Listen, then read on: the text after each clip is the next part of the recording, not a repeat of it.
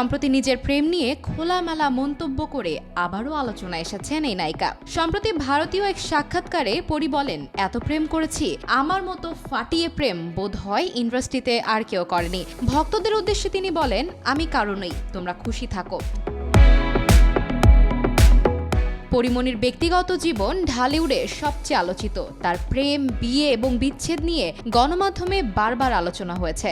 শরীফুল রাজের সঙ্গে তার সম্পর্ক, সন্তান ও বিচ্ছেদের খবর সাম্প্রতিক সময়েও জনপ্রিয়তার শীর্ষে। তবে পরি এখন বলছেন, আমার প্রেমের কোটা শেষ, আমার আর প্রেম আসে না।